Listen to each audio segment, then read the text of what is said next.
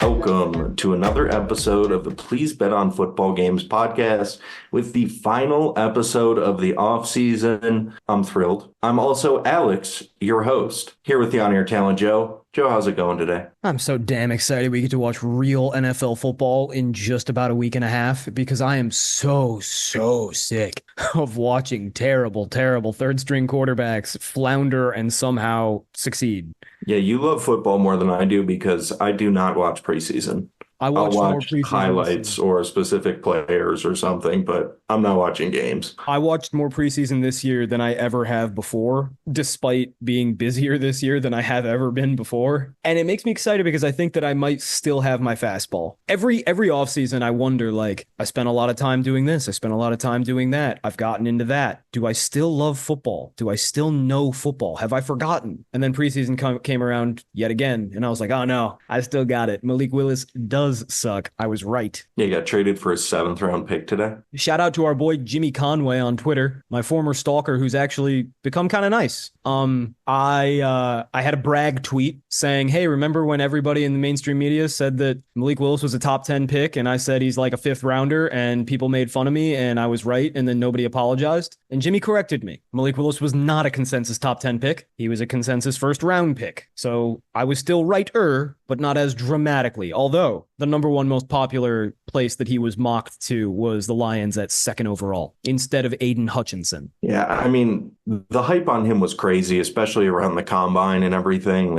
I don't think he gave close to that homeless guy. He should have been an all-pro. Exactly. I feel like he was an exciting prospect, and then he went to the combine, that draft type hit because it was a weak QB draft.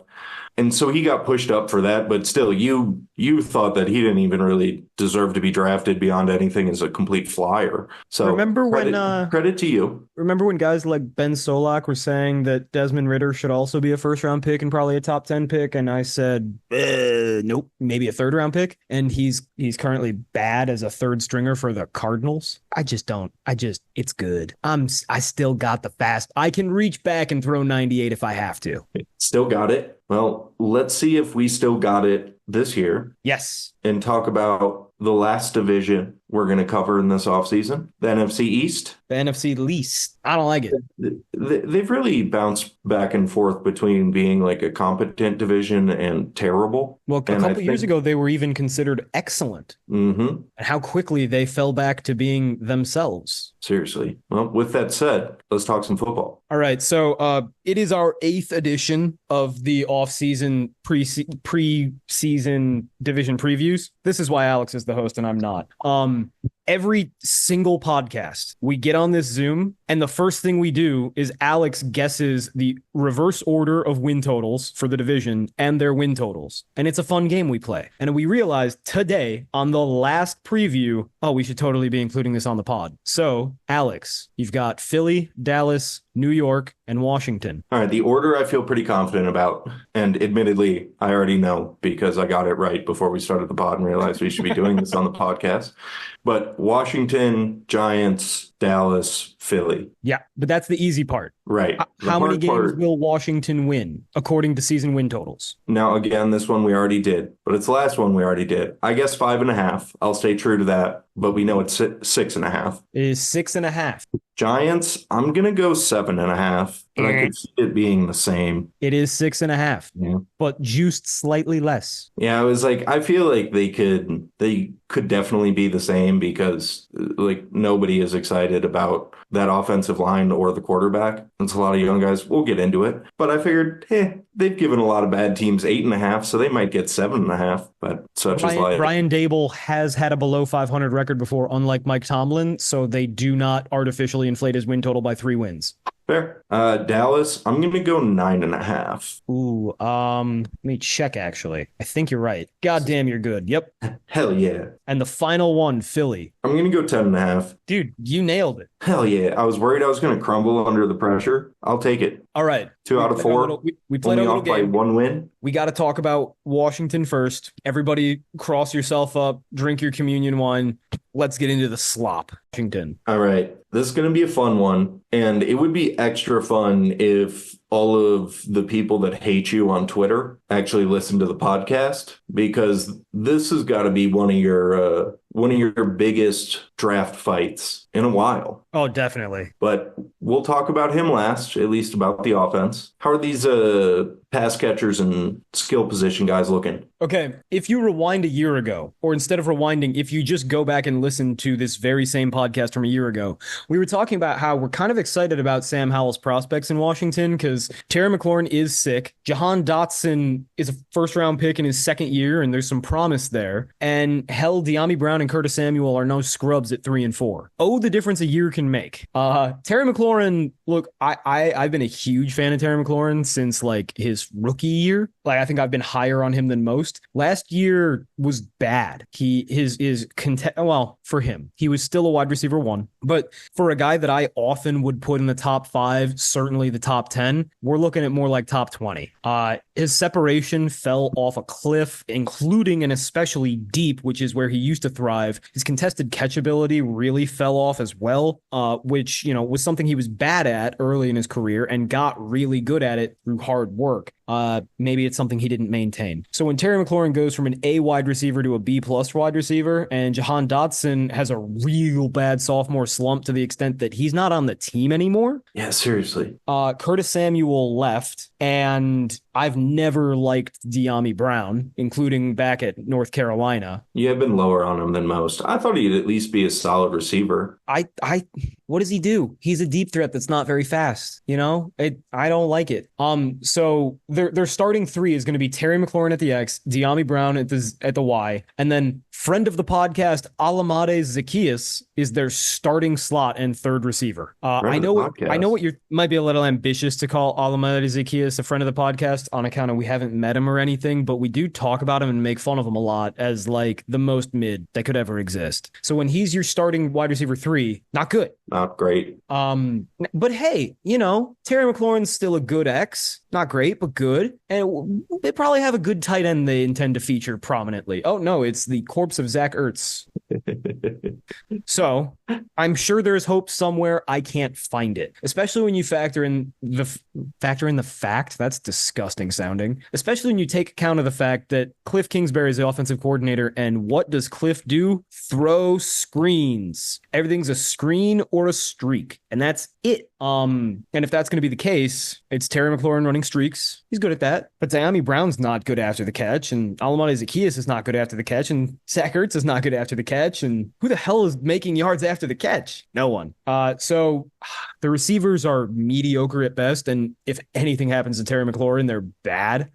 And they also don't really fit the scheme. However, theoretically, if they were to use that 3rd-round pick they got for Jahan Dotson, along with like 2 first-round picks and a ton of cap space to go out and acquire Brandon Ayuk, that would fit quite perfectly and make their wide receiver core suddenly pretty fucking good. Yeah, I mean, if you paired Ayuk and McLaurin, it wouldn't really matter what was behind them. Like, they just have to be playable guys, and they have playable guys behind that. It's just they don't have anything at the top. You think it would take 2 firsts? I know it would. Yeah. Yeah, apparently the Steelers were willing to do that, and the 49ers kind of wanted more. Wow. Yeah, I mean, he's very good. He's very good. He's very good. He's probably a top 15 receiver, and he's young, and you get to negotiate a contract with him all your own, and he's good. Whereas lately, there have been a lot of busts in the draft at wide receiver because people do dumb shit like take Jahan Dotson at 16, despite the fact that he's an undersized speed receiver who's not fast. I mean, I like Jahan Dotson as a prospect. I mean, I probably didn't like him as a first rounder. Exactly. I liked him a lot as a second rounder because I thought decent body control, decent hands, pretty decent routes. This guy can be a wide receiver 2 contributor. But at 16 or 18 or whatever the fuck they took him at, that's too much. Yeah. And now they got a 3rd-round pick for it. And honestly, jumping ahead a little bit, good job, Eagles. That's worth it. I think he's worth more than a 3rd-round pick. But if your plan is to get assets to get Brandon Ayuk, okay, fine, fair. Yeah, smart. And admittedly, I don't know how much I love any of the coaching staffs he's played under. Fair. And so who knows? Maybe he gets a change of scenery and gets with a better coaching staff, maybe figures it out a little bit. It'd be hard not to get better. Speaking of getting better, offensive line. Last year, this was the second worst offensive line in football, maybe third. I would say it was definitely Titans at worst, Giants second, and then the Panthers and Commanders were, I don't want to say fighting, because if they fought at all, they wouldn't be so atrocious at blocking, but vying for third worst. They got better, but did they really? So Sam Cosmi is their best lineman, starting right guard. He was good last year. He's a young player. I expect he'll get even better. He's a legitimately good player, right? That's kind of where everything gets worse. Tyler Biotish is their big free agent pickup. He's going to play center for them. He's fine. He's like a B minus guy. He's not a problem. Yeah, he's playable. He's a solid player. Yeah, like he was a good backup in Dallas, and he has a little bit of pedigree. Like he was pretty well regarded coming out of Wisconsin. He's a fine player.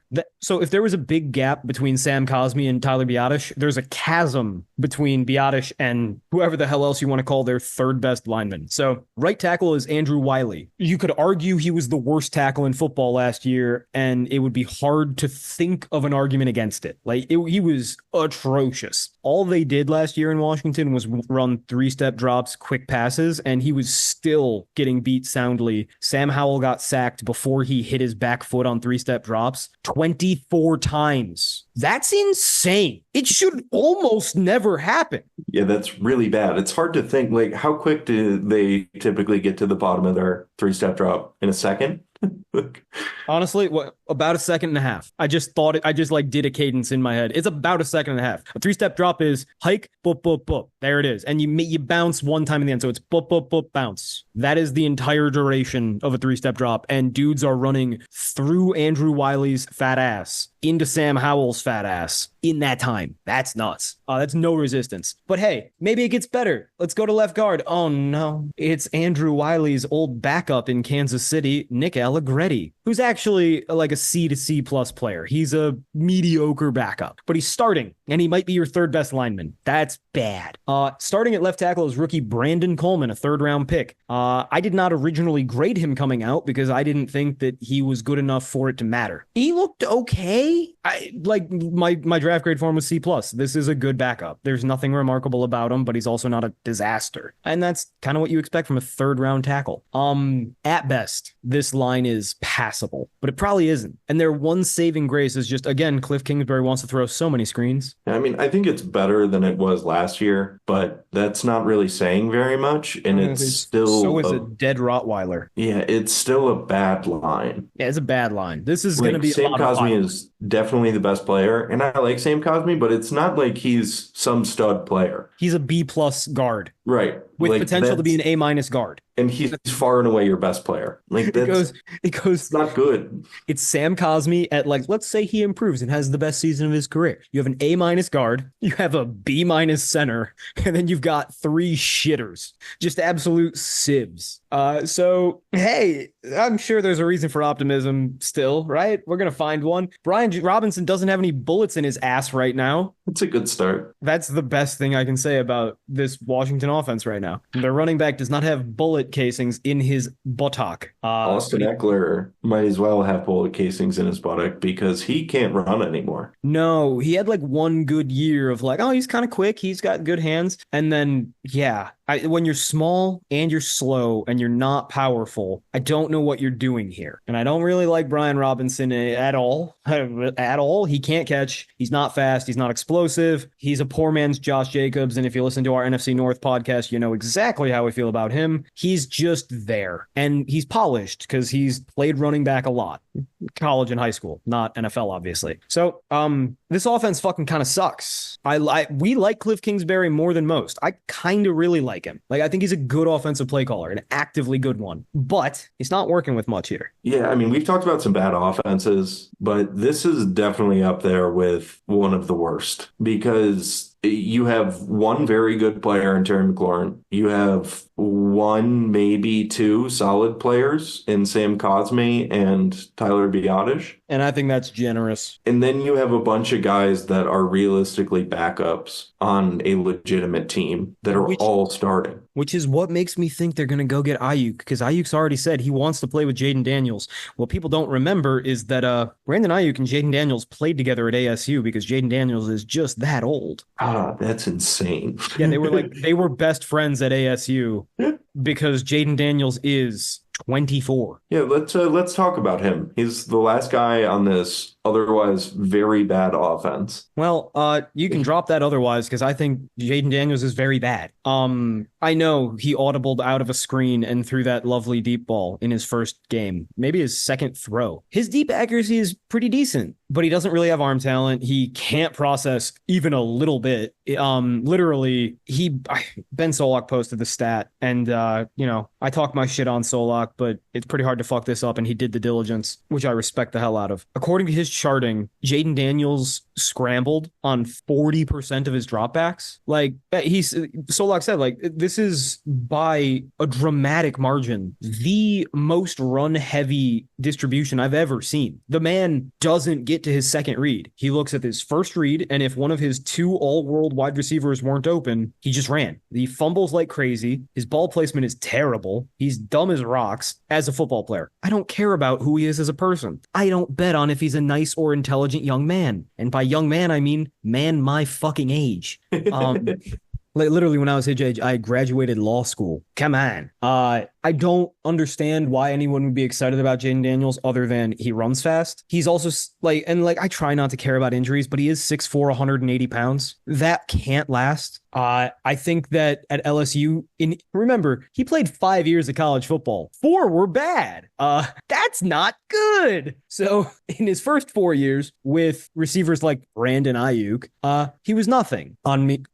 The great thing about having Brandon Ayuk in college is that he completely and totally outclasses his competition. The bad thing about having Brandon Ayuk in the NFL is that even though he's still a great NFL receiver, he's not going to be open by like 10 yards. He's going to be open by like 2 yards because it's harder, right? So like people often argue you can't criticize a quarterback because he had good weapons in college. Look at Joe Burrow. And it's like, well, one could argue his weapons got better in the NFL.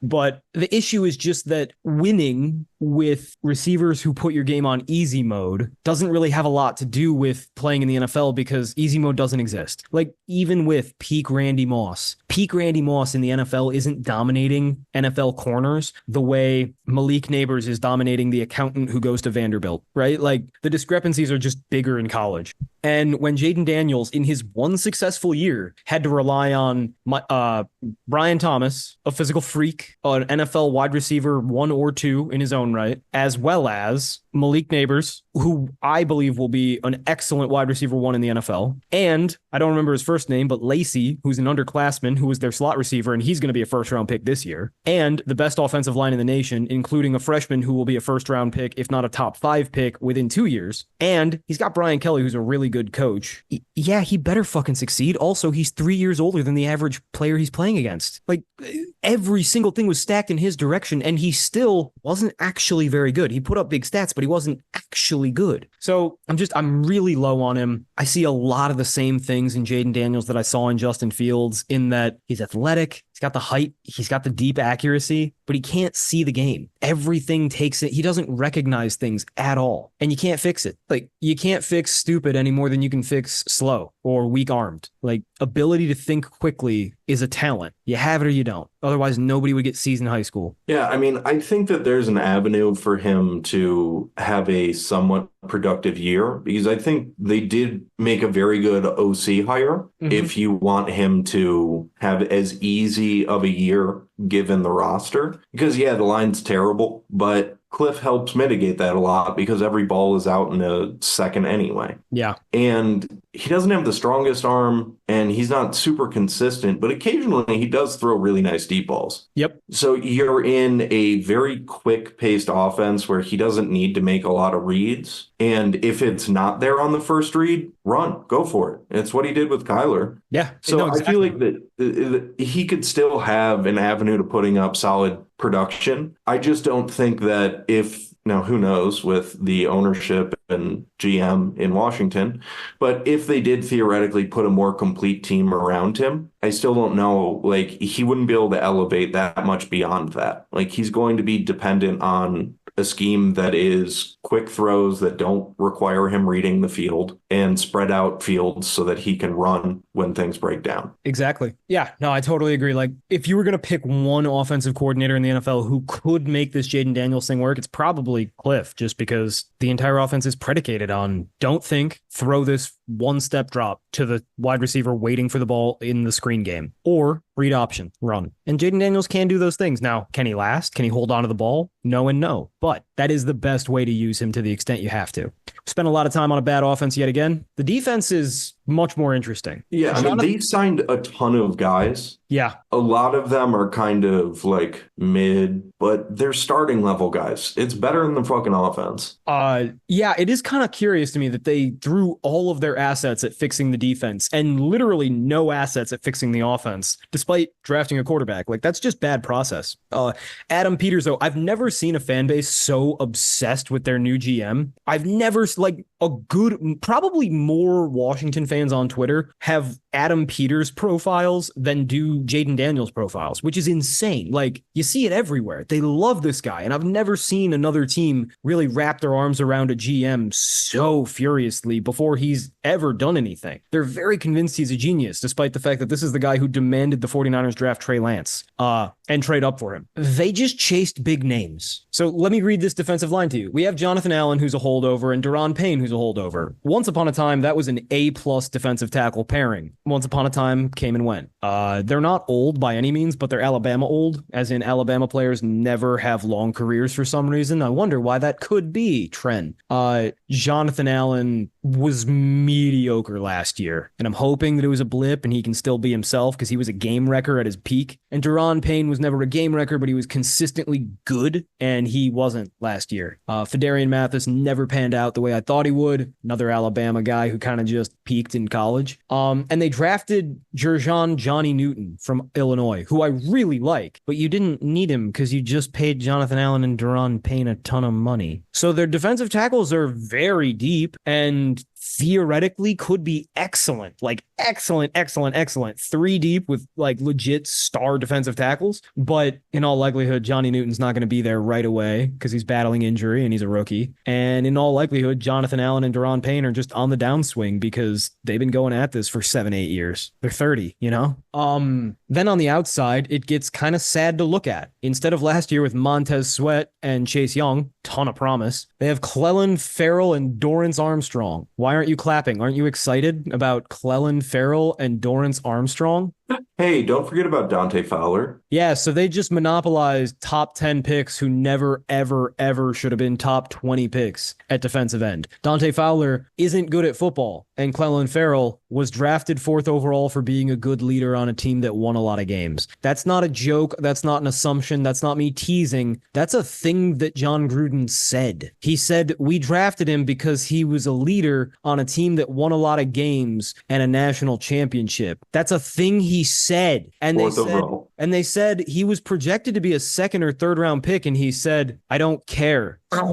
I've heard of QB wins, but defensive end wins in college is a new height. So Clelin Ferrell, surprising almost no one, has sucked ass in the NFL. John Gruden is in shambles. Dorrance Armstrong never was supposed to be anything, and luckily he hasn't been. And Dante Fowler is on like his 95th team in 2 years. He's played for every team in the UFL, NFL, Canadian Football League, Japanese Football League, Flag Football League, and water polo. It's bad. It's a bad defensive end grouping, maybe the worst in the NFL, and it is an underwhelming defensive interior compared to what it used to be. I would start Jonathan Allen and Johnny Newton, in which case I give it an A-, hoping that Allen can rekindle some of his spark, and then you bring Payne in as a rotational defensive tackle. But who the hell rotates 3 defensive tackles? Not even the Eagles do that shit. So, bad front foot. Where is your pass rush coming from? What is a pass rush?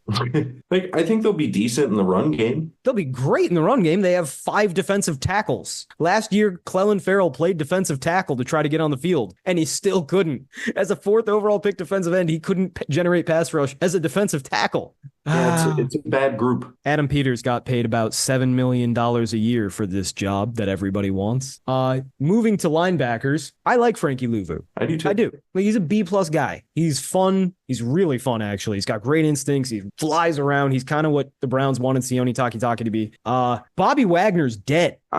He is just walking on the field. And Commanders fans are convinced that he is elite because he set a career record for tackles last year. You want to know why? He played an extra game. That's all it was. He played the most games he's ever played, so he had a few more tackles than he's ever had. He also never moved 5 feet. Like, in coverage, he never moved 5 feet. He stood 4 feet behind the defensive tackle and waited for a running back to run at him. And then he kind of hit him with his arms and fell. It was terrible. There was no hope. It was the most sad thing I've ever seen, and I loved Bobby Wagner for a long time. I really liked him with the Rams 2 years ago, but last year, it was over. It's never been this bad. Speaking of really bad and busted first-round picks, which seems to be the theme of this defense, Jamin Davis has been relegated to a backup and probably a rotational defensive end. Yeah, good job, Ron Rivera. It's fucking lit. This front seven is penis, and not the hard kind. Yeah, it's bad.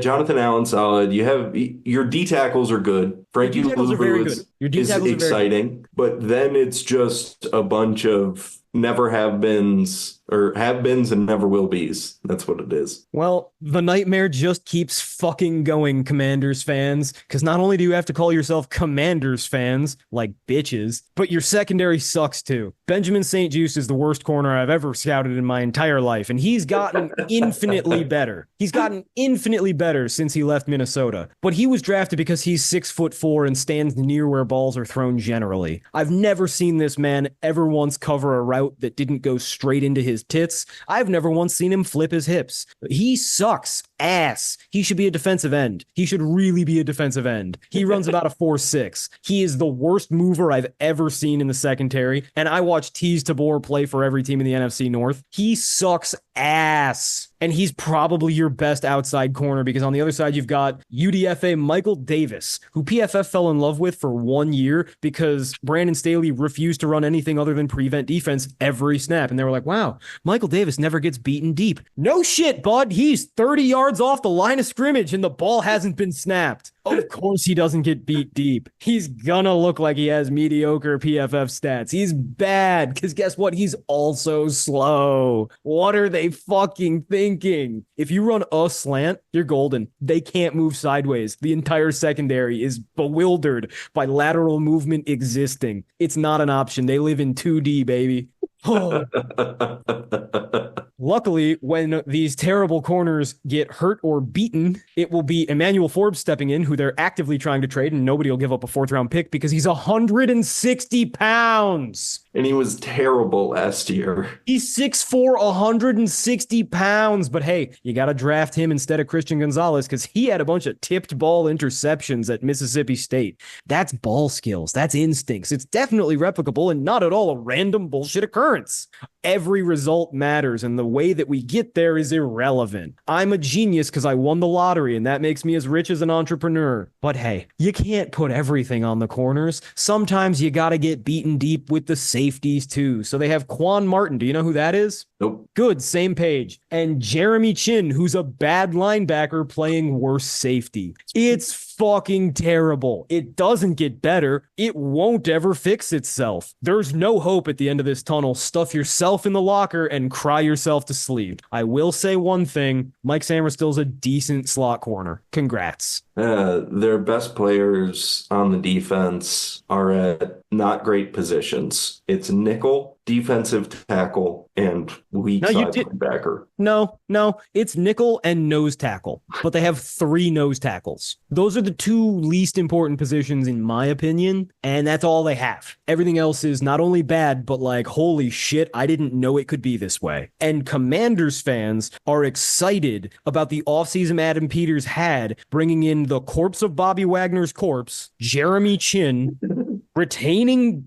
Benjamin St. Juste, bringing in Michael Davis and relying on Quan Martin. Now, Quan Martin was a second-round pick. Maybe he's not terrible. I haven't watched him. I didn't hear anything about him in the pre-draft process. Man, I know I'm not exactly Dane Brugler scouting 500 players a year, but fuck, if I haven't heard of a guy, that's bad. Fuck, let's pretend Quan Martin's elite. Let's say Quan Martin's the third best safety in the NFL. This defense is still asshole. Yes. And hey, and it's got Dan Quinn running the bitch. Oh, God. I forgot about that. Yeah, I really like when people thought Dan Quinn figured it out and became a really good defensive coordinator, because Micah Parsons is a top 4 edge. And what's the other fucking one? DeMarcus Lawrence. What an elite name. How did I forget? DeMarcus Lawrence is a really good edge. And when you have 2 really good edges and you get a bunch of lucky interceptions from your extremely aggressive and not very good in coverage corners, your defense doesn't let up that many points. It's not going to be good. It's going to be fucking bad. We like to talk about kryptonite. Like, how do you fucking exploit this defense? Make a football play.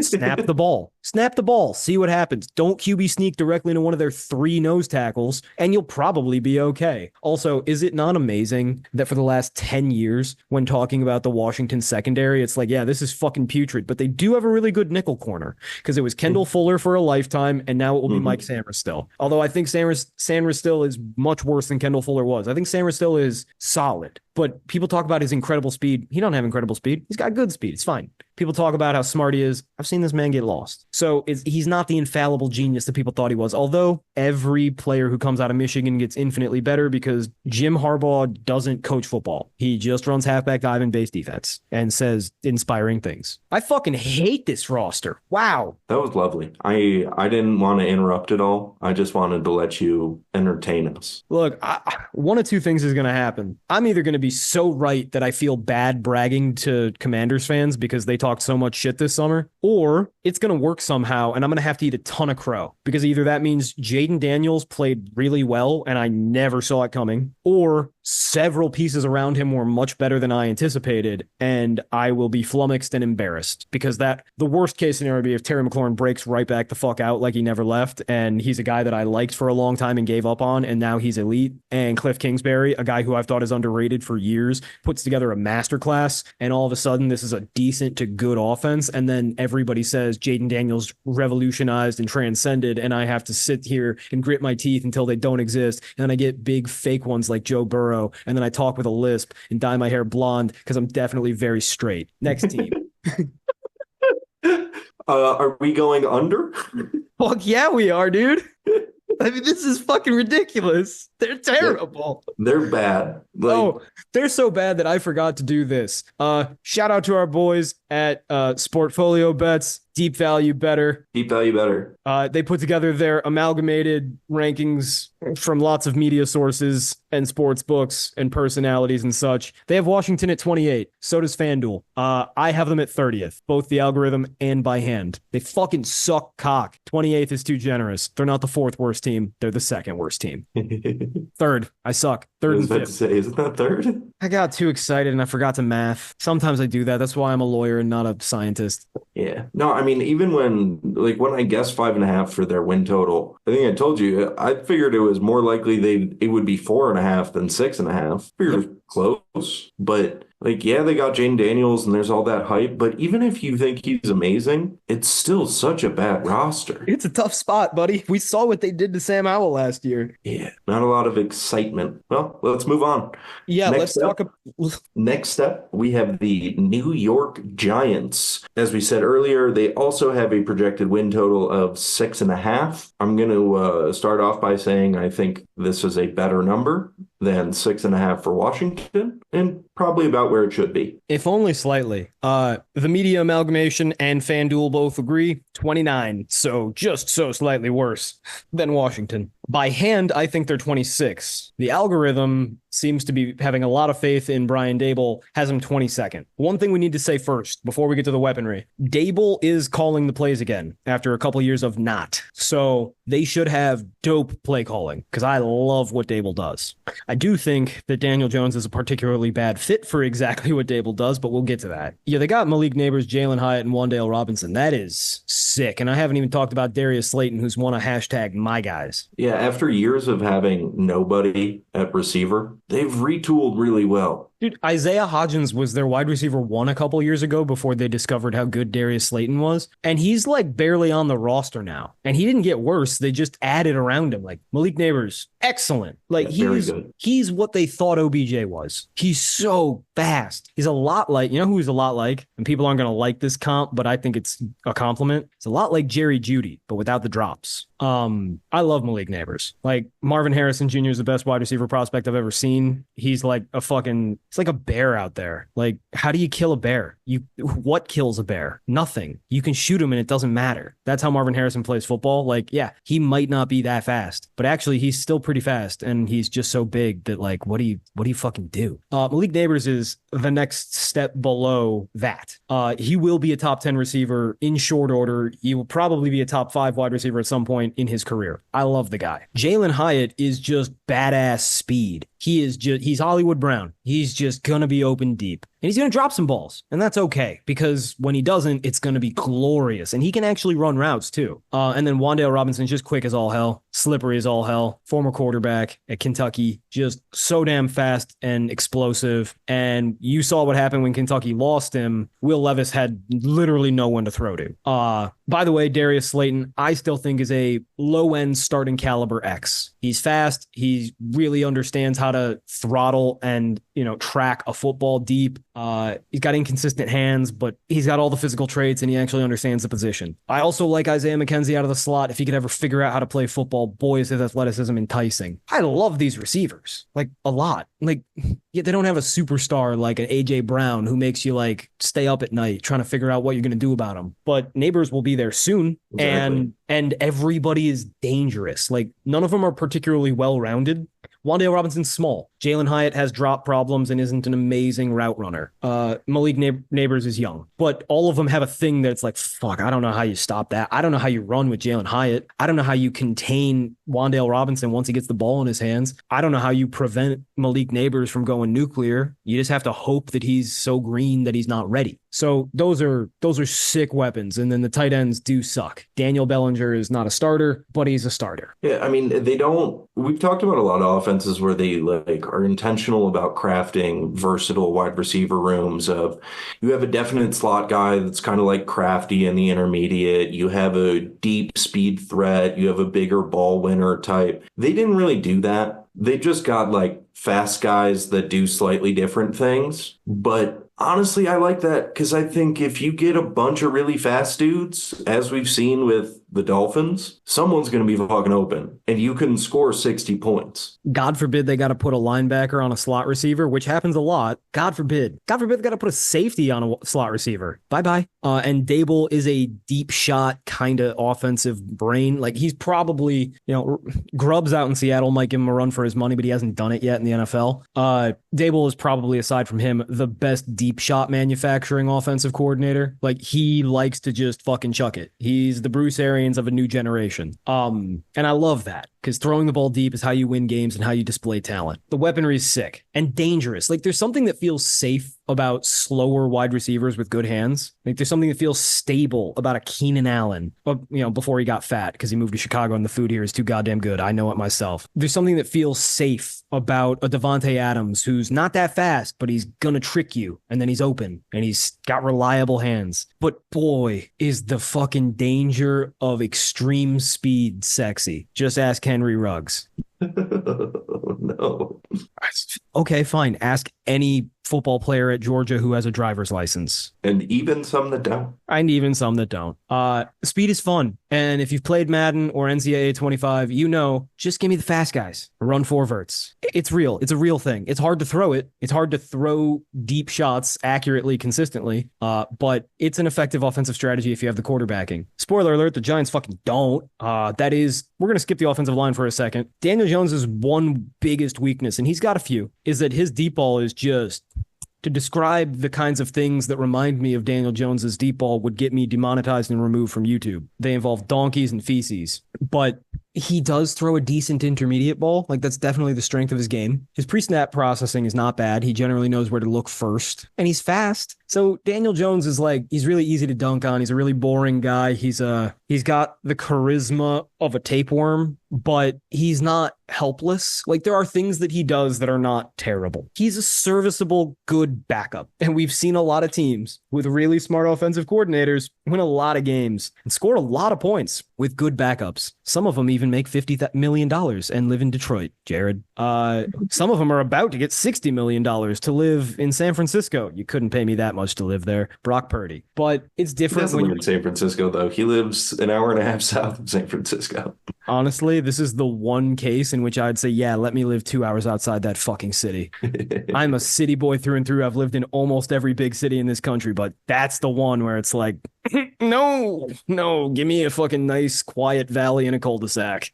I hate that place. If any of you are from San Francisco, I'm sorry, not for bashing your town, but because you live there. We've digressed. Daniel Jones is not helpless. He's a C-plus quarterback. There are things you can do with him to avoid complete and total collapse, but not many. Yeah, I mean, I feel like his issue is that he does well pre-snap and when things are clean. Mm-hmm.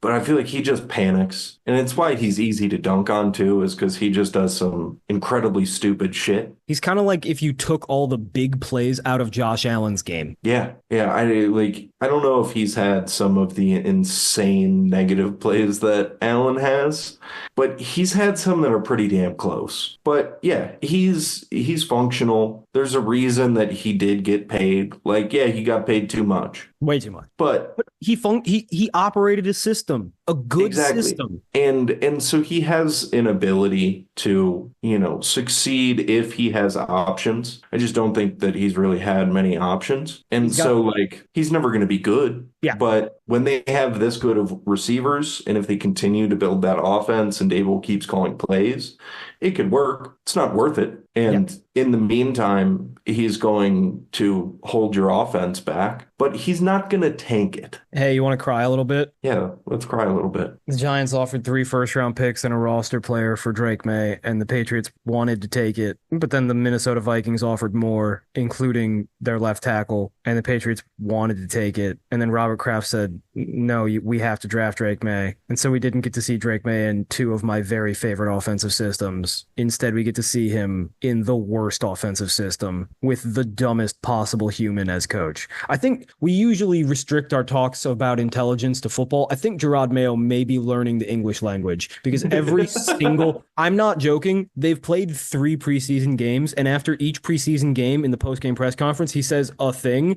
and then the next morning on his radio hit, he says the exact opposite thing. It's happened 3 times in a row. Maybe he's actually a genius. I think he's guy feeding complete nonsense to the media. Fuck, I gotta bleep that. That's a not nice word.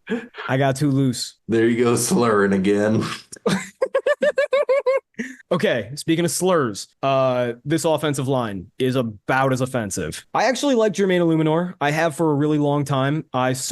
Honestly, this is like the first scouting I ever did. I was watching the Combine, whatever year he came out, a long time ago, and I noticed, oh, that dude from Penn State moves really, really fluidly. Like, when he moves, it just looks different than the other guys that are doing this drill. And then I watched some of his tape, and I was like, he's pretty good. He should be a starter. And he bounced around and never got a chance, and I was kind of sad. And then he finally got a landing spot in Oakland, Vegas, whatever the Raiders are. And he played well, like legitimately well. And then last year he had a little bit of a down year and he was like just mid, just decent, but just decent is a huge upgrade for this Giants team. They got him for like no money and he's going to be a decent right tackle. And then at left tackle, they have Andrew Thomas, who kicks ass. Is great. He's everything we thought he would be. So you've got a legitimately solid, if not real good tackle duo. And then? Yeah. I don't like Greg Van Roten as your right guard. I think he's about the same caliber as Aaron Stinney, who's your backup right guard. And I think both are C+ to C players. I think both are solid, fine backups. Aaron Stinney,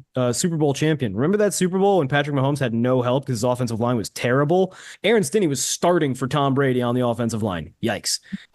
We don't talk about that one, though. I like John Michael Schmitz. I thought he would be better Minnesota center last year. He didn't look good in his rookie year. He's a rookie. He's a center. He was on a bad offensive line. There's hope. I still think that he'll become a B to B plus player. It'll help now that he's got legitimate support on either tackle. And while his guards may not be good, they're at least experienced. Because finally at left guard is John Runyon, who I hated at Michigan when he was a tackle, and I didn't really like in Green Bay as a guard. But for some reason, he got twice as much money as Jermaine Illuminor because his dad was an all-pro and we recognize his name, and he went to Michigan and won a bunch of games and played for Green Bay. And I'm not joking, on Hard Knocks, when they were explaining why they like him, they listed his consecutive starts as his fucking stat. They said, we got to get him. Look, he's got a lot of consecutive starts. And people want to convince me that these men make millions of dollars because they are superior decision makers and not at all because they happen to stick around for a while. See, unlike you, Joe, they just understand that the best availability or best ability is availability. God, I'm butchering sayings today. That's all right. I'm out here dropping bad words. I don't know if that one's a slur, but it's certainly not nice. Yeah, I don't think it's quite a slur. It's not nice, though. Yeah. Running backs. Devin Singletary's solid. And Dante Miller went to college with my little sister, and he's a really nice guy, apparently. Cool. Good for Dante. He lost 2 years of eligibility because South Carolina can't read.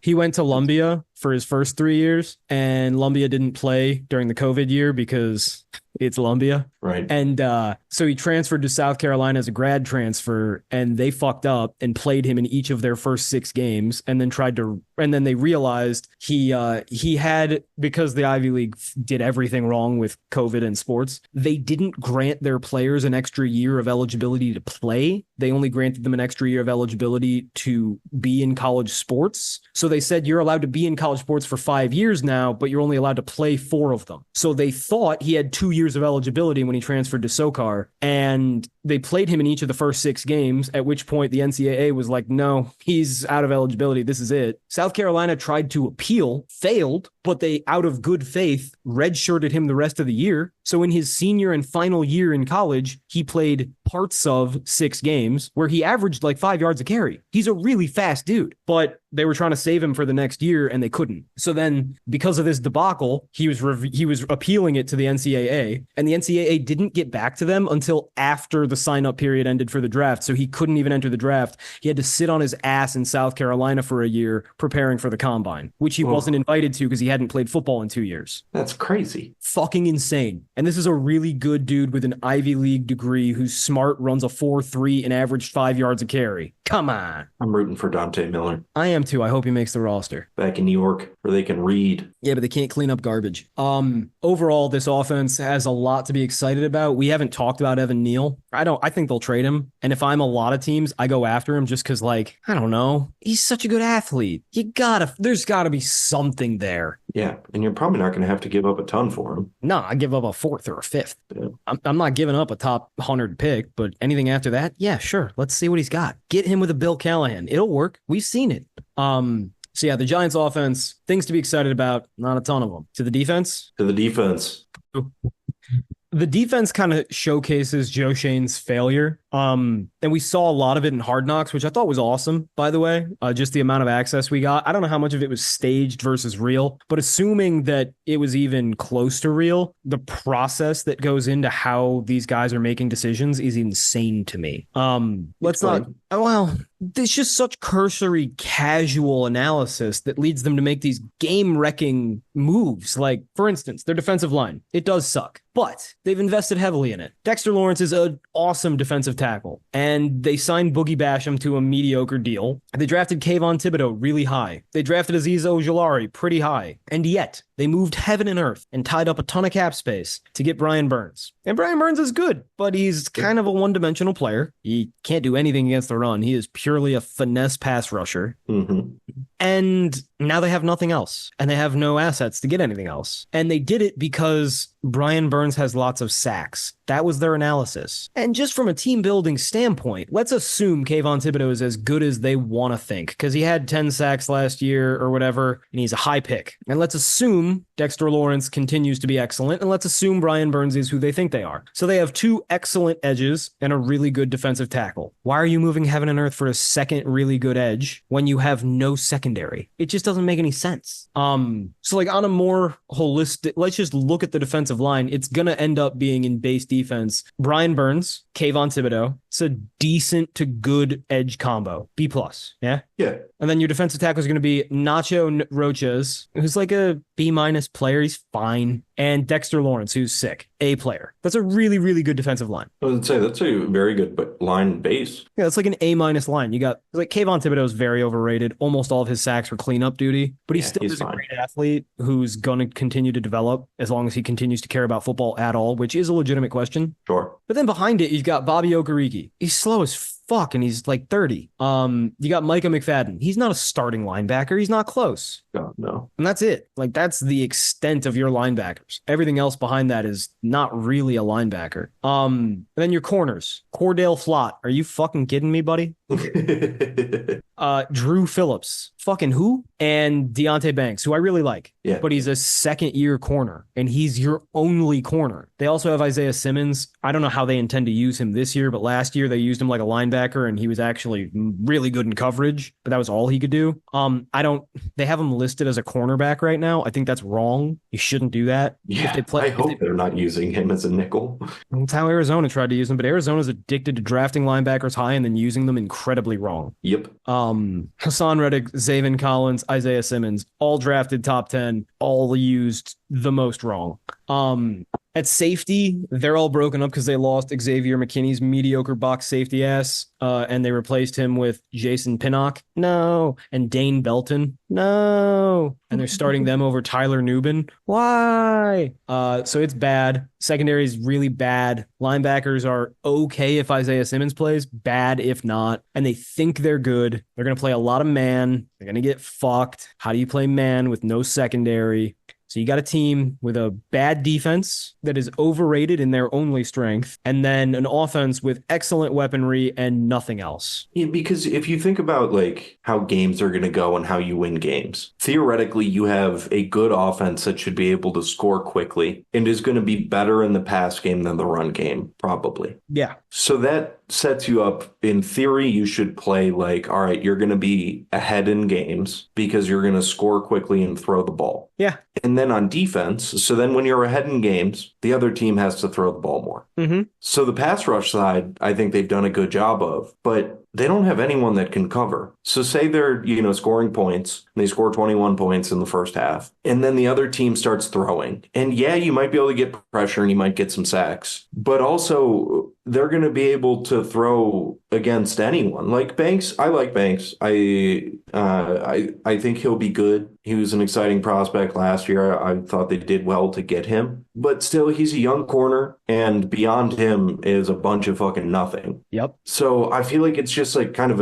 a bad plan in terms of how you win games, too. You're not going to actually be able to stop anyone once they have to throw. Well, unless you're able to wreck it on a sack. Let's assume, okay, so you're assuming they evaluated everybody properly. It would still be a questionable way to build a team because you can't get pressure every play. Teams are going to keep 6 or 7 guys in and they're going to cook you downfield. But their evaluations aren't right because Kayvon Thibodeau isn't that good. In fact, he's just okay. And Brian Burns is good, but he's a finesse rusher. And one reason finesse rushers are kind of falling out of favor in the NFL right now is because finesse rushers can't beat a double team. There's no path. They have to go around to win, right? Like that's how they play. They have to go around. You can't go through, you can't go under, you go around. But if you just double team, it's too much space to cover to get around. So unless it's a 5 or 7 step drop, you're not getting there, but people are getting the ball out quicker than ever right now. So it's just not helpful. So if they're in a must pass situation, there's a way that you can thwart Brian Burns. And there's a way that you can thwart Kayvon Thibodeau because he's just not that good. And Dexter Lawrence is a really good defensive tackle, but he is a defensive tackle nonetheless. And he's much more of the dominate the line than create pass rush. Like he gets some sacks every now and then, but he's not Aaron Donald. Like he's not breaking getting through on pass downs. No, he's a great pass rushing nose tackle, but a nose tackle. Exactly. So I see why a Giants fan will be excited, although it does seem that New York fans are always excited about everything. But this roster composition doesn't really jump off the page to me, except at wide receiver, where I am very excited. But again, it's Daniel Jones, dude, who might be worse than Drew Lock, but Drew Lock also is terrible. So the Giants' 100th season is going to be not exciting. I know that the NFC East is very beloved, but none of these teams really interest me, and they never really do. Yeah, because I mean we'll get into it shortly, but even Dallas and Philly, who have been kind of like the top couple teams the last few years, have fallen off. Like they're getting older and they're getting into cap problems, and so Jerry even Jones might be asleep at the wheel. right. So even the strong teams aren't great, and it doesn't look like, oh well, these other teams are about to turn it around, so they'll kind of take the spot. No, it looks like Washington is still going to be really bad, and New York has done some nice things, but still have a average at absolute best quarterback and one player that can cover anyone. Their holes are at the most important parts of the game. They have holes all over the secondary, and they have a hole at quarterback, and they have a hole at their entire offensive line. Oh, Andrew Thomas. They have a hole in the middle of their offensive line. Yeah. I see with them, I feel like they win 6 games. So I feel like 6.5 is a good number. I think there's much more go reason. under it. There's much more reason for hope when it comes to this season win total than with Washington, because Absolutely. great coaching, because a couple of position groups that are excellent. Yeah. On to the Cowboys. Let's move on. So Alex and I took about a 24-hour break on account of sleepy time she comes, and Dante Miller got cut, which sucks. And is it Cordell Flott? Is that who the hell was the terrible cornerback that's starting for the Giants that we talked about yesterday? He also got cut, so he's not starting because he got cut. So I don't know who the hell is starting in their backfield, and it's going to be so bad. No matter what, it will be bad. Isaiah Hodgins also got cut, which goes to show how great their wide receivers are. So yesterday was kind of prescient. But that's enough of that. On to Big D. Yeah, let's talk about Dallas. Again, their win total is 9.5. Yeah.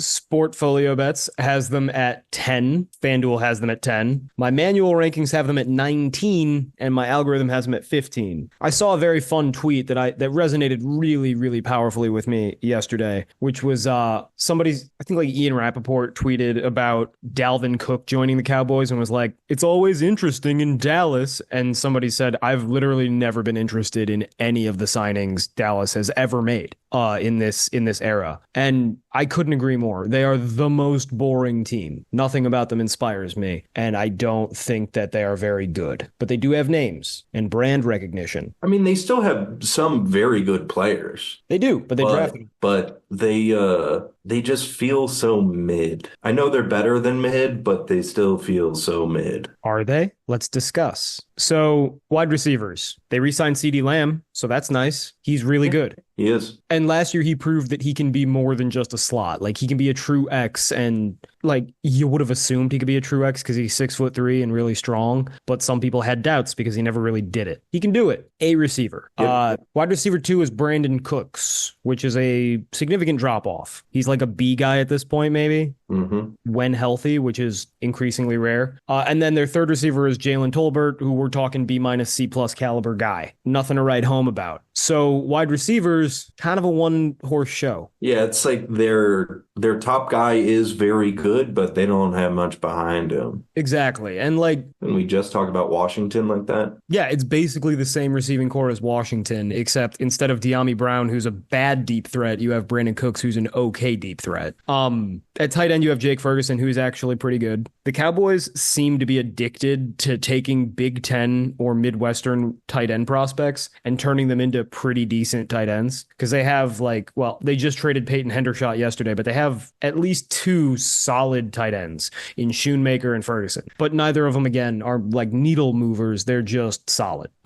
Overall, their receiving weapons, like a B? It's really CeeDee Lamb and a bunch of competent at best. Yeah, I mean, maybe you could argue B+ just because CD is very good. Like I agree. He proved last year that he really can be a number 1 guy that goes up against number 1 corners that everyone knows the ball is going to and still get open and win. So I think he's very good, and he pulls them up to maybe a B+. because I still think Jake Ferguson and Brandon Cooks have value. They And do. they're good at what they do. Yeah, They're just limited. this is better than what Washington has, so I think a B plus is fine. It's just that after really those three guys, then it gets rough. Yeah, and two of those three guys aren't weapons as much as they are vehicles for a play, right? Yeah. Like gone are the days when you're like, dude, just Brandon Cooks run deep. Now it's more we need somebody to take a cornerback out of the area we're trying to attack. Brandon Cooks, I guess, run deep.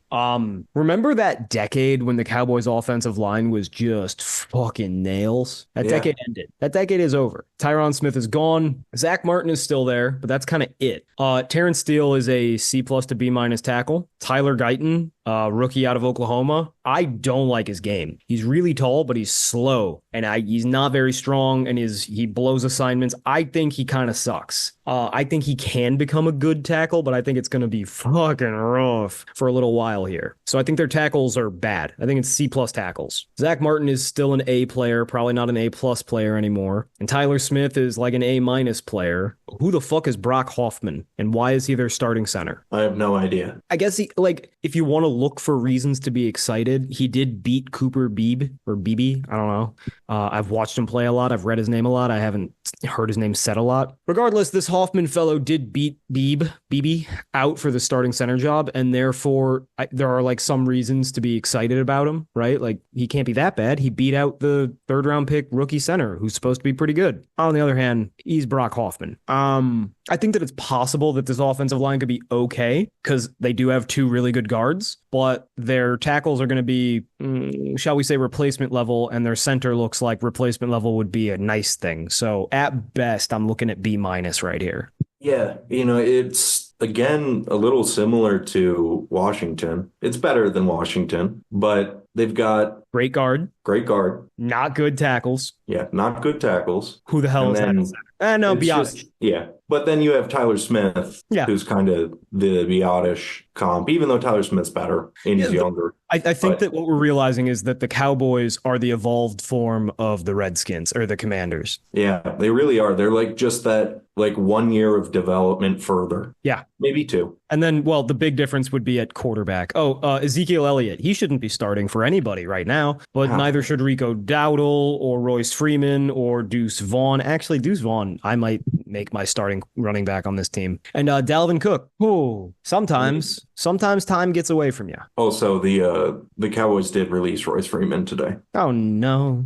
Well, that does suck. Yeah, their running backs are going to suck, and their offensive line is not going to be able to carry them, and their receivers are not dangerous, although they are adequate. It's going to come down to Dak Prescott, and if you need Dak Prescott to carry you, you're fucked, because Dak Prescott, if any of you watch my quarterback evaluation videos or pay attention to my charts, I believe in something called the Dak line. It's kind of like the Mendoza line, but for quarterbacks. If you are above the Dak line, you're a franchise quarterback, or at least you played like it today. If you're below the Dak line, you're a backup quarterback, or at least you played like it today. If you're on the Dak line, there's a bunch of your twins out there, and none of you add any value or subtract any value. And I think that Dak Prescott's probably slightly above the Dak line now because he is seasoned for so many years. But when push comes to shove, if he's not throwing a seam ball, he's just not that accurate downfield. And his seam ball is ridiculously good. It's probably the best in the NFL. I don't understand how that particular throw, which is so difficult and so important, is the one he nailed, but he doesn't have the rest. And then Dak is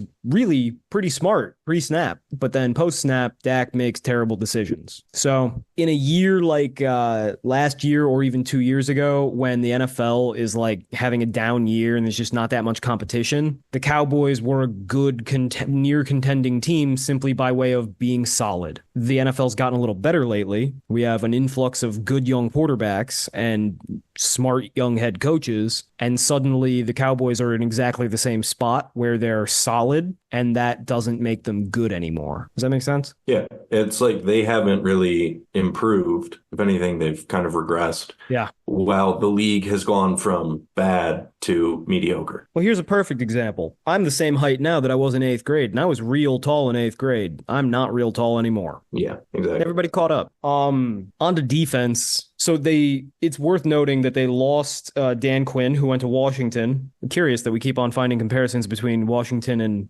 Dallas. It's almost like there's something in common. And they replaced him with Mike Zimmer, who once upon a time was a bad head coach but good defensive mind. We'll see if he's learned anything. We'll see if he still has his fastball. I don't know. He lost an eye, so he might not be as dedicated to football with one eye. Have you seen that research, the correlation between number of eyes and desire to coach football? I just know, as somebody who's had eye problems before, that if I lost an eye, I would be walking around thinking, fuck, I only have one eye, instead of thinking of creative new ways to simulate pressure. Well, No, I that's think how he stops thinking about the fact he only has one eye. Regardless, I we'll think see. I He think hasn't Zimmer will coached in a year. I think he'll be an upgrade. It's been 3 years now, I think, but he'll be an upgrade. God, time flies. I mean, dude, we've had 2 years of cock, Yeah, and Zimmer got fired halfway through the year. he did. I think that they will be a better defense schematically. Their defensive line is exactly the same. It's still going to be Micah Parsons, cool. DeMarcus Lawrence, good. Osa Digizua and Mozzie Smith on the inside, with Linval Joseph kind of rotating in. Decent enough in the middle, fantastic on the outside. We're looking at an A- defensive line. Yeah, definitely. Like Micah's an A+. He's as impactful as a Myles Garrett or a Max Crosby. A little bit of a weakness in the run game. I have heard one terrible bit of news, though. Apparently, Mike Zimmer really, really wants to play Micah Parsons at linebacker this year more often. Oh. Yeah. So he's been playing stand-up a lot. And if he's standing up, that means it's going to be like Marshawn Nealon playing their second defensive end. And all of a sudden, their entire defense gets worse in the entire front seven. Because you may remember from like the second episode ever of PBFG, I hated Micah Parsons in that draft in 2021 as a linebacker because he couldn't cover. But I loved him as a defensive end. And you said, are you sure he can play defensive end? He's kind of small. And that very week, I went to Chargers versus Dallas, and Dallas whooped on Justin Herbert via Micah Parsons rushing, and it was great. Yep. Yeah, you nailed it. I didn't think he'd be able. I thought he would get too beat up in the run game that you could only really use it on clear pass downs, but he's not great in the run, but he's at least playable. Well, he's so quick to penetrate that it doesn't matter if he can hold at the point of attack. He's already past your tackle by the time you start driving on him. So yeah, I mean, and he's so good in the pass game. He's probably the best pure pass rusher. Yeah, I think that's fair. It's just that he gets hurt and he's kind of bad in the run. So depending on how that deployment works, let's pretend for a moment that Zimmer will be intelligent and keep Micah Parsons as the fourth or fifth best defensive end rather than like the 35th best linebacker. Damone Clark, Eric Kendricks, and Demarion Overshone is a pretty bad linebacker core. Eric Kendricks is so washed. He's so washed you don't remember what color he was before you put him in the wash. Damone Clark never was anything, and DeMarvion Overshone was a really good recruit, but that's kind of it. That is a second level that you can exploit, honestly, in the run and pass, because Eric Kendricks can't move anymore. Clark is a better athlete than football player, and Overshone is a much better athlete than football player. Moving backwards, Dallas lost their best cornerback from last year, Stephon Gilmore. He went up to Minnesota. I think Deron Bland just got injured. I think he's out for the year. He's out for the year, right? I don't know. Let me see. While you figure that out, I'll talk about Trevon Diggs, because Trevon Diggs is like, honestly, tell me if this sounds familiar. And to some of you, it might not, because you don't pay great attention to cornerbacks in the NFL. But 2 years ago, Trevon Diggs got beat in coverage a lot, but had a lot of interceptions. So despite the fact that he's slow and not particularly sticky in coverage, people lauded him as a defensive player of the year candidate. Does it sound familiar? It should. Deron Bland did the exact same thing last year. It's almost like there is a correlation. It's almost like something's going on. There is. They're both mediocre at best cornerbacks who got lucky and played in a heavy pressure scheme. They are not good cornerbacks. They were not good cornerbacks. They will continue to not be very good cornerbacks. I think Trevon Diggs is... Oh, go ahead. Deron Bland out 6 to 8 weeks. Fwah. All right, so come playoff time, if the Cowboys are still in the mix, and I think they'll be close, Deron Bland will be back, and he will be very average. Playoff time? He'll be back halfway through the year. Yeah, he's going to take like a week to get back up to speed because he'll be rusty. Just ask Browns fans about Deshaun Watson and his rust. And then by week like 10, Bland will be right. But Bland is not good, even when he's right. They traded for Andrew Booth for depth. depth, kind of hoping that he could pick up the slack where Deron Bland will be leaving off for the first half of the season. Andrew Booth is terrible. Bad. Andrew Booth got abused by second and third stringers this preseason again. He was a terrible draft pick, and he can't play football. Jordan Lewis, I love. He's in the slot still. Just a perfect slot corner. Yeah. At safety, dude, don't say this loudly, but Malik Hooker hasn't gotten hurt in 2 years, and he's really good. You hear me knocking. Yeah. I also knocked. I hope that the microphone picked it up. Everybody at home, knock. We're not particularly fond of the Cowboys, but Malik Hooker is a special boy. I love watching him play center field. He is a true safety in the Ed Reed sense of the word. We need to keep him safe. He's obviously not as good as Ed Reed, and he's not even as good as Earl Thomas, but he's good. And he'll get a lot of usage in Zimmer's defense because Zimmer will run a lot more cover 2 than Quinn did. Donovan Wilson's just a freak athlete, and they use him that way, and he plays down in the box a lot, and that's awesome. Overall, we've described a defense that has one incredible strength at their defensive ends and a couple of players that are intriguing, if not good, but mostly I mean, I think they're solid in that their D-line is great, and it can do both things of pass rush and defend the run. Yeah. The linebackers are bad. Yeah. No two ways about it. Luckily, bad linebackers is probably that's the one best spot issue to have. Yeah. And then the corners are a little rough. They are gamblers, though, and that loses you some games, but it wins you some games as well. Now, lately, I feel like Trevin Diggs is more on the losing side of it. But who knows? I feel like that type of game is very year to year. Yeah, I know it's totally. So, I mean, I could see them having decent years, but I could also see, the regression continue to hit where they start figuring out like, all right, if you don't, throw specific routes, they're not going to be able to jump them. So just, game plan against them. And then Jordan Lewis is great. Malik Hooker is great. And Donovan Wilson isn't a true safety, but he's still a good player. So I think they have a solid secondary despite having, corners that are prone to a wide variety of outcomes. That was well said. So I feel like the defense as a whole actually will be solid. And I like Zimmer more than I like Dan Quinn. Yeah, same. So I feel like, honestly, it might even be better than it was last year, despite losing Gilmore. 2 things. One, in theory, I like Zimmer better, but if he takes your elite defensive end and turns him into a linebacker, all of a sudden I don't like him as much because he's made your roster so much worse that the schematic advantage isn't enough to overcome it. 2, I think this defense actually probably will be a little better than last year, but I think that last year it was ridiculously lucky, and it won't get that lucky again. Deron Bland had 6 pick sixes or something like that, set the record. It's not going to happen again. Yeah. And they did lose, I want to say Javon Curse, but it's like something slightly different from that. Jalen Curse. He was their strong safety that also played some linebacker, and he was just a really good tool to have in nickel. Again, Donovan Wilson solid, but he's not as good. Is it Jaron Curse? I don't know. It was Curse, and he was big and freakish, and it was fun to watch him hit. Yeah, overall, like this Cowboys team is fine to me. Like nothing about it is really good, but they're fine. So I have them 19. And my question is, what do they do really well on game day? Like when you're game planning for them, you're the Eagles and you play the Cowboys next week. What is the thing you're worried about? Micah Parsons. And because we know defense doesn't win games, how are they scoring on you? CD? Yeah, CD. It's the Dak is pretty good at distributing the ball, and yeah, they don't have too many options, but they're going to be schemed up decent enough. They're going to have guys that are open, and then in crunch time, you just CD and pray. See, that right there, the words you used, I think are a perfect encapsulation of Dallas. Decent enough. Like they're decent enough. There's no real problem with them. But if their entire offense is predicated on Dak Prescott, an okay quarterback, taking gambling shots down the field to CeeDee Lamb, who just got paid, I don't feel like that's enough to really contend. No, I don't think so. I think their biggest strength is that they don't have any glaring holes in their roster, whereas a lot of teams we talk about do, or they have, because the Cowboys linebacker room is bad, but again,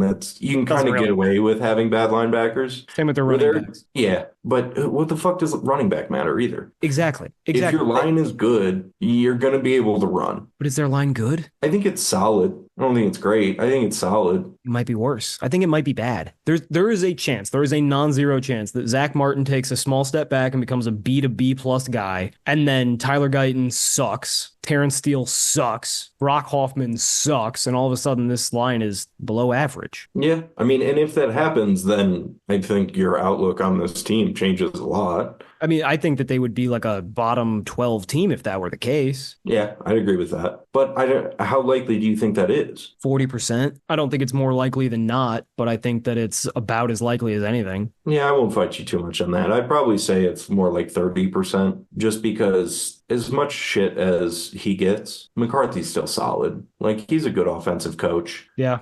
And so I feel like that always elevates it a little bit more than He just the gives pure talent. he gives them an air of competence. Yeah, and I think a lot of teams don't have that. Yeah. And I think that's the biggest reason why I'm not super low on them, is that they just feel competent. Like, yeah, when they play the Chiefs or the Bills or the 49ers, they're probably going to get blown out. Yeah. But when they're playing the other, I don't know, 16 teams, not the other, but 16 teams in the league, they're a lot better than them simply because they're competent. Yeah. And so that's why I think 9.5 is probably a pretty good number for them, No, I agree. because they're going to go over 500, I would assume, unless the line does collapse. But as things look, they still are better than a lot of teams. And yeah, other teams have caught up, which is why they're not going to be like a true playoff contender. But you're going to go over 500. Yeah, I think we've exhausted everything we have to say about the Cowboys. They're not that interesting, but they are competent. And that's enough to be relevant, but not very good. Like, Vegas might have them a little overrated at 10, but not by much. Yeah, I agree. All right, we got one more. Time to talk about the last team finishing out the preseason outlook. We're going to talk about the Philadelphia Eagles, projected at 10.5 wins. It took us 7.8 podcasts to finally get to our good friend, the Bird Watcher. Sportfolio Bets has them at 5. FanDuel has them at 5. I have them at 5. My algorithm has them at 6. So I think they're a top 5 team. This is mostly the same team. Mostly the same, but some key losses. So their wide receivers are still sick, right? You still got AJ Brown, a receiver. I don't know. I don't want to say A plus, but he's A. Devontae Smith, B plus, maybe A minus receiver. I would say B plus, but still. Jahan Dotson now enters the fold as their wide receiver 3.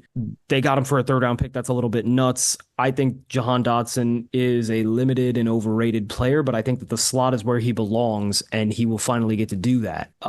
Also, don't forget that Dallas Goedert is sick. I think he might be the most underrated tight end in the NFL, and certainly a top 10 guy, maybe a top 5 guy, probably a top 5 guy. Yeah, he just gets hurt too much. That's his biggest issue. He does. And suddenly the really glaring difference between this Eagles team and like the Eagles teams of the past few years is just the depth disappeared. They had 2 legitimately good starting teams for years, and now the backup starters are now starters. So like, whereas it used to be Dallas Goedert with Zach Ertz, it's now just Dallas Goedert. And all that's behind him is Grant Calcaterra. And if Grant Calcaterra is your starting tight end, you do not have a tight end threat. They used to be like 5 deep with intriguing wide receivers, whether they were speed guys like, who's that guy who drops everything? Aguilar. No, he doesn't drop everything. I like Aguilar. His name is totally escaping me. He wore 82. Greg Ward? Well, they lost Greg Ward. And that was interesting depth. That was a year or 2 ago, though. Maybe longer. He was the guy they kept on trying to put in the slot. He was just a pure deep ball guy, just real fast. Quez Watkins? Quez Watkins, that's it. Yeah, they lost Quez Watkins.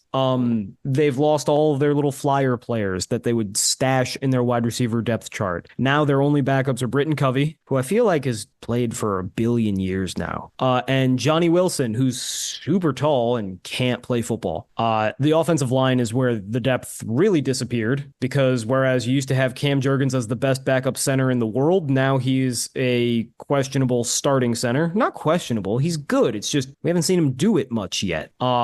It's going to be Lane Johnson, with almost nothing behind him, right? Like they used to have Andre Dillard as their backup, who, yeah, he sucks, as we learned in Tennessee, but there was reason to believe he could be decent because he was a first round pick. Now it's just Lane Johnson, and he's another year older. I think he's now like 34, and the man lives to be injured. If Darian Kinnard is your starting left or right tackle, your offensive line is not sick. Right guard is Mekhi Becton, never healthy, also not good. And I know he's already missed time this year with injuries. Landon Dickerson, yeah, he's awesome. Can't talk any shit. And Jordan Mailata is awesome. Can't talk any shit. But again, nothing behind him. So their entire offensive line has no depth. It's one offensive line, whereas it used to be two good offensive lines. And the right side is question marks. The left side is solid. Like, yeah, Lane Johnson's a top 3 tackle in football when he plays, but how many games will he play? So whereas it used to be very easy to just say, of course the Eagles have a top 3 offensive line, probably top 1. Now they're slipping into that 5 to 10 range. Yeah, and like obviously you lose the talent of Jason Kelce to Cam Jurgens,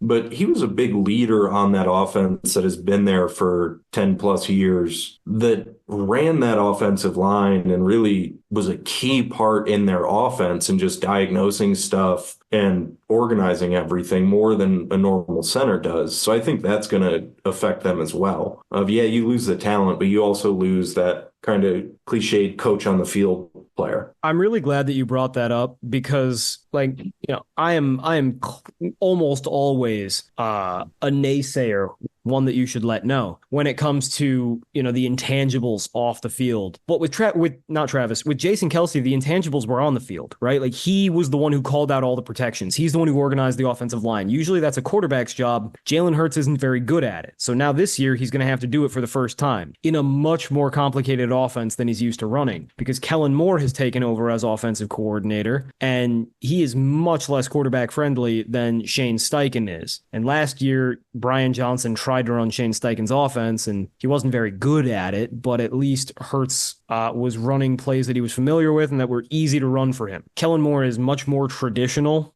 much more under center, much more running the ball, much more pure progressions, asking your quarterback to think quickly. And that's like kind of the opposite of what Jalen Hurts does well. Jalen Hurts thinks correctly, but he takes a long time to do it. He also has very little arm talent and is an okay but not special athlete. He's a good but not special athlete, except in quarterback sneak scenarios, in which case he's the greatest of all time. He's so strong. That backfield, this is another lovely segue, that backfield can squat probably 3,000 pounds because they brought in Saquon Barkley, arguably the most overrated position player in the NFL. The man's never been he's never once been a top 10 running back, and he's lauded as a top 3 running back based on having a sick name and a couple of cool kick returns at Penn State. No vision, doesn't break tackles, isn't slippery despite having sick combine numbers and people thinking he's like got sick footwork. No, he's pretty fast and he can be pretty quick, but he isn't in reality. Like it's just not how he plays. He's okay out of the backfield, but like you can't find a metric in which he's above average. Success rate, missed tackles forced, yards after contact, nothing. Like he's mediocre, but he does have a cool name that everybody knows. Yeah, he was drafted, what, 3rd overall? He's a generational talent. You can't pass up on that. Yeah, and that sticks. Like, I think people have cooled on him a little bit, especially because he gets hurt so fucking much. Yeah. That even the people that are high on his ability go, yeah, but he's going to play 8 games a year, maybe. So I think people have cooled on him a little. So that's where I don't know if he's still the most overrated, but yeah, he's a solid running back that's going to have some explosive plays because from time to time he does bust off insane runs. But I mean, you've always talked about it of so does Jerick McKinnon. Yep. Well, not anymore, but once not upon anymore, but I think that was who you even compared him to when he was coming out of like, yep. He's not a great running back, but he is occasionally incredible. He's explosive. Yeah. Like every Eagles fans, you will learn, Birdwatcher, listen up. Saquon Barkley will average 3 yards a carry, maybe 2.5 yards a carry for most of a game, but he will break 150-yard run off the right tackle and it will buoy his average and he will finish the game with a 4.8 yards per carry average. And people will say, wow, that's a great consistent back. When in reality, it's a terrible back with one great run. How you handle that, that's your business. But personally, I'd like a running running back who can consistently gain, more yards than expected. And yeah, I'm just really low on Jalen Hurts outside of quarterback sneak opportunities. I think this will be Jalen Hurts' last year as the unquestioned starter in Philly. I think next year he will either be replaced or there will be whispers kind of like we have with Daniel Jones. Yeah, I mean, I could see it if they don't have a very successful year and it's not because like the line completely implodes and just stuff doesn't work, kind of like it was last year, because I think people will kind of look back and go, all right, he had one really good year with a very good offensive coordinator and kind of a perfect offense to come into. And then he followed it up with 2 bad years, assuming this year goes poorly. So I could definitely see it happening. Like, yeah, they gave him all that money, but people have gotten off of worse contracts. Yeah, like Carson Wentz. Exactly. I was about to say, and Howie Roseman is not one to sit with a quarterback they don't believe in anymore. I also think that Howie Roseman kind of tipped his hand, signaling that he is aware that this may be the case by trading for Kenny Pickett. Now, I don't think Kenny Pickett's any good, and Kenny Pickett proved in the preseason that he's actually pretty fucking bad. But when you go after a high-profile backup like that after a down year from your quarterback, you're trying to cover your bases. I want to make clear, I don't think Kenny Pickett will be the replacement for Jalen Hurts, but I think that they were hoping that he could be. He just like they took a flyer on him, like, hey, let's see, because we might need a quarterback. No, I could definitely see that. I mean, I think they're obviously going to run it back this year, and I would assume they're going to run it back next year as well, unless something insane happens. Yep. But if they have a bad year or an underwhelming offensive year, I don't know how much you can just keep firing offensive coordinators. And then it's a question of, do they fire Sirianni if they have a bad year and then Hurts goes the year after? Who knows? I mean, frankly, we'll see. Optimal strategy is fire Sirianni and replace Hurts. Possibly, yeah. I mean, Sirianni doesn't call plays. What the fuck does he do? Vibes, baby. So I want to make clear that my prediction is not that Jalen Hurts will get benched this year. It is just that this time next year, there will be a quarterback competition, which Jalen Hurts probably wins, kind of like Geno Smith and Sam Howell had this year, where it's like, yeah, Geno's the quarterback, but like, you better be on your fucking P's and Q's. And then Jalen Hurts will probably win that starting job next year and get replaced within 2 months of the season. That's what I'm talking about. So we got a solid 14-month horizon before anything really materializes from this prediction. Yeah, and that's if they have a bad year this year. I think they will. Yeah. Who knows? Offensively. Yeah. I mean, I definitely think they're worse offensively, and losing Kelsey really hurts. They still do have very good receiving options. They do. They still have some very good players on the offensive line. 3 of them. Yeah, so like it's still a good offensive roster. It's just that we don't believe in the quarterback. Joe really doesn't believe in the quarterback, and they're getting old. They are getting old. Quickly, I think we should talk about Kellen Moore because we're here. 2 years ago, we all thought Kellen Moore was going to be a really good head coach. And then he left Dallas, and Dallas's offense got better and more aggressive with Mike McCarthy calling the plays. And that's reason to squint. But then you watch what the Chargers did last year, and their offense fucking wasn't very good either. And that's reason to scowl. So if he can't put something together this year with these receivers and this offensive line, it might be time for Kellen Moore to go back to Boise. Yeah, I mean, I wonder how much last year was Brandon Staley dictating a certain style of offense. Yeah. But if they come out this year and then it's that same nonsense where they're not really throwing, granted, you don't really want to throw downfield with Hurts too much, but if he can't. I do. Let A.J. Brown go fucking play 500. Yeah, just play Bengal ball. Yeah, like actually, he's better Jamar Chase. Do the Jamar Chase play. Yeah, I just don't know how much you want Hurts throwing deep downfield because like he still has to put it close to A.J. Brown to catch it. Not that close. But I love A.J. Brown. I know you do. You've loved him for a very long time. I loved him ever since he started doing Tren. You loved him before he did Tren. Yeah, I thought he was going to be a great slot receiver. Then he did Tren and then became an elite ball-winning X. Sometimes I'm dumbfounded by what we let people get away with. The man gained 30 pounds of pure muscle in a summer. He worked really hard and ate clean, okay? Yep, clean friend. Moving to defense. The defensive tackles are unreal. Like Jordan Davis and Jalen Carter. Wow, imagine if those guys played together against Vanderbilt. The Terror. No, that's an A pairing, and it has potential to be better than that. Just keep them away from cars or food. Milton Williams is also an incredible rotational defensive tackle. The edges. Nah, I don't know. I like Josh Sweat. He's a good B plus edge, but he's no Hassan Reddick. Brandon Graham. How many years can he fucking do this? He's in his 14th year and he was never particularly athletic to begin with. He's just so strong and crafty. And insane. And insane. They're going to send them in waves, though, because they also have Bryce Huff, who's proven to be a very effective rotational pass rusher. And they also have Nolan Smith Jr., who about to say your boy. I love, but he's so small. Yeah, he's tiny. He's like 6'1" and like 220 pounds. He's built like a small middle linebacker. He's just got such incredible burst and bend. I don't know. If anybody can figure out how to use him, it's the Eagles. They have Fangio, right? Yeah. Yeah, I mean, Fangio is the better version of the defensive coordinators they've had for the last couple of years. So the defensive scheme won't change. It'll just be better coordinated. Maybe I hope they get something out of Nolan Smith. The combination of Zach Bond, Devin White, and Nakobe Dean is fucking terrible at linebacker. That's bad. After years of the Eagles just being like, for years, Howie Roseman neglected the linebackers and said, like, as long as they're kind of athletic and cheap, I don't really care. And then he flipped the switch completely and chased big names who are terrible in coverage. So that's going to be something. Tight ends will feast. But hey, Devin White can blitz. But he's run right by everyone. He's legitimately the worst linebacker in the NFL beyond the line of scrimmage. If he's in the backfield trying to chase a quarterback or a running back, wow, truly special. If he's trying to make a run fit, cover anybody, tackle, you don't make him worse. Maybe he should stop wearing his fucking shoulder pads from college. Maybe that would make him a better tackler. I do love what they've done with the secondary. They really built it up. Dude, okay, 2 years ago, James Bradberry won an All-Pro. It was a lie. It was bullshit.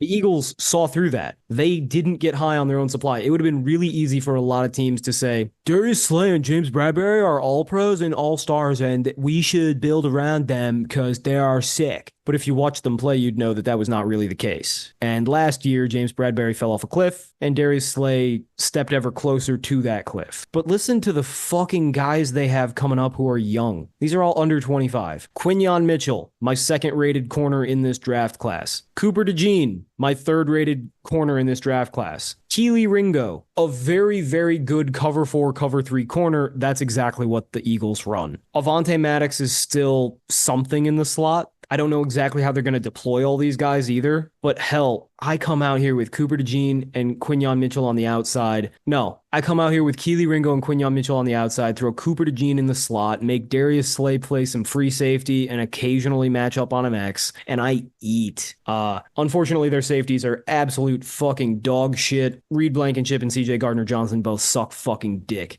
for the taste. So this defense it's another one that alternates. Defensive tackles, oh my God. Defensive ends, solid. Linebackers, bad. Corners, nice. Safeties, bad. Corners, they will actually start. Questionable. Yeah. Now, again, they've done that thing where they've invested in pass rushers, I guess D-line, and corners, which is typically a good recipe. Like, if you're going to get two position groups, those are the ones to get. Yep. And yeah, they've got shitty linebackers and they're big names that they're giving too much playing time to, but they're not worse than they've had. Fair. The safety is bad. Safety's bad. Maybe, hey, James Bradberry might play some safety and maybe he's good at that. Dude, he can't tackle and he is so slow. He's going to get twisted up. Remember when the Buccaneers tried to have Richard Sherman play safety for one game and he retired immediately after? You remember that shit? That was Bambi shit. And I think that's what James Bradberry would do as well. Just no lateral quickness doesn't bode well in the middle of the field. Yeah, that's fair. But with Fangio, with how many different ways they can deploy their defensive line, they're going to get crazy pressures. The corners are good enough. Like, yeah, they're going to get eaten up over the middle in passing situations because tight ends are going to feast. Any seam route is going to be open, which sucks when you play Dallas twice a year and they're your biggest rival. But Yeah. It's still going to be a good defense. Yeah, I think that the Eagles are going to be almost exactly what they were last year, where they're a good team, but they're not an amazing team. They could be had. And man, the highs are so high. Like their receivers are so good. Half of their offensive line is so good. Their secondary has potential to be so good, and half of their defensive line has the potential to be so good. But they have a shitty quarterback. Now I don't trust their coaching, and I don't trust their edges, and I hate their safeties. So it's just you can get by, like we talked about with the Bills last week. You can get by having lots of holes and lots of problems if you just transcend at the right places. But the Eagles kind of transcended everywhere except quarterback. Like they have a way to make up for everything except for the fact that their quarterback sucks. If Jalen Hurts was really a top 10 quarterback, yeah, I would agree. This is a championship contender. But as it stands, I think that they are maybe a game or two better than the Cowboys and probably an early playoff exit again. No, I think that's my read as well. Now, who knows? Maybe Mekhi Becton finally figures it out. Lane Johnson stays healthy. Mekhi Becton is 7 feet tall and his kneecaps are made of cinder blocks. We didn't like him coming out because one, he can't move, and Yeah. two, the human body cannot sustain that. Well, also, if you're 7 foot tall, 400 pounds, how does Jalen Hurts throw over you? I don't know. Like he's a guard. That's not practical. You can't throw to the middle of the field now. It does make it tough. But let's say the offensive line is good and doesn't have that much of a fall off. I think Kellen Moore comes in and looks like Kellen Moore of old when he was a hot head coaching candidate. The defense is fine. Like they're going to be good and they play that well. That's a good team. Like Hurts doesn't have to be good. True. He just has to chuck the ball. He's going to have forever to make decisions. If the line's good, he's going to have forever to make decisions. He's going to have a ton of receiving options and the running game will be fine because if you have a good line, you'll be all right. So I could definitely see them having a really good year and ripping off 13 wins. But when you have a quarterback that can't really throw or quickly process, I don't want to bet on that. Yeah, That's why I think 10.5 is a good line. And I'm not going either way. 10.5 is perfect. Like, yeah, I sound really negative on the Eagles. I like a lot of what they've done, especially on defense, and I already have bet on them for week 1. So I think they're a good team. I've been seeing lately that they're a trendy Super Bowl pick, and I don't think they're in that tier. Yeah, I agree with that. They're not in the same tier with the Chiefs and the 49ers. They might be in the same tier as the 49ers. Are they in the same tier as the Bills? I don't know. I'm a little lower on the Bills after last week, after really breaking into the team and going, damn, they have some big holes. They do, but when they trade for Devontae Adams, a lot of the holes go away. That's true. I'm so convinced that that's going to happen. There's no way that Devontae is going to sit in Las Vegas with Gardner Minshew. Yeah, it can't happen. They've got to trade him. But I think that's all we got to say on the NFC East. Here's the problem with the NFC East is I don't really like any of these bets very much. I mean, I guess I like Washington under the most. Yeah, I think that's the only one I would take. But like for 1 unit, not even a double unit bet. Yeah. Okay. Yeah. Washington under for 1 unit will be our like obligatory we have to make a pick sometime bet. Which brings us to our last order of business. Alex, do you know what we do next week? Bet on real football games? We bet on fucking football games. I went through. I'm not joking. I want to bet 16 units on week 1. I went through and I starred all my plays and I multiplied them by 4,000, each unit by $4,000. And I need $64,000 of liquidity to bet all the bets I want. I don't know if you should do that. Yeah, I agree. That's a lot of liquidity. I don't know how my lady would respond if she found out about that. Thank God she does not listen to this pod. Yeah, he'd be in loads of trouble. Yeah, especially because I just bitched about spending a bunch of money to fly out to her in California this weekend. We also may be doing a West Coast pod this weekend. Ooh, West Coast pod. I mean, well, we got first game Thursday, second game Friday. So we got to get these picks in by like Tuesday, Wednesday. So I think we're gonna have to record on Sunday next week. That's fine. Ooh, baby. It's back. I'm so excited. I can't wait. All right. Until next Sunday when we record this again. No? Do you have something? We got to round up all the season win total bets. All of them. Okay. Yeah, do it. So obviously Washington, we're Yep. going under 6.5 wins for 1 unit. We Uno, kind of uno. like it. The Buccaneers, we have over 8.5 wins. I like it. Also 1 unit. We like it. Don't love it. We have the Steelers and the Chargers both under 8.5 for 2 units. We like Yep. those ones. They're I good. love those ones. Those are good. And then our biggest is the Tennessee Titans over 5.5 wins for 3 units. That's fucking nuts. Dude, the Titans are going to be sick. Brings us up to 9 units bet on season win totals. Hell yeah, Batman. I need so many more thousands of dollars to cover all of my bets. Oh, the capital crunch at the beginning of the year is always so troublesome. Yeah, I couldn't Okay, do it. you don't say. Oh, I guess I should plug the Patreon. The Patreon, if you want the picks, you got to pay for it now. The free picks of the preseason are gone. Now it is time for bet backers. They are up No more free already. picks. I already posted the picks. I'm so excited. I spent an hour at work today doing this. I fucking love these picks. It's almost like scary how much I like most of these. I like the Thursday opener game, which is terrifying because every year that game is a nightmare for me. Yep. I think I've lost the Thursday opener game every year for 5 years. And I've really, really liked it every year for 5 years. I like a bet on the Friday game, the Eagles. I already said it. Birds. I like almost every fucking game on Sunday. Not actually, but like too close for comfort. And I even like, I think it's either Sunday night or Monday night, the Rams play, and I'm waiting to bet it because that line is going to continue to move in my favor. Yeah, that first episode podcast is going to be like 3 hours long. It's going to be impossible for us to narrow this down to 5 super contest picks. Yep. I've already made my 5 super contest picks, but I might have to revise them. Can't wait. So until next Sunday, when we really get back into the meat of this shit on our West Coast Week 1 opening pod, I have no film to watch. I will be sitting here on pins and needles waiting for more film to watch. Until then, dream of betting on football games. Asta.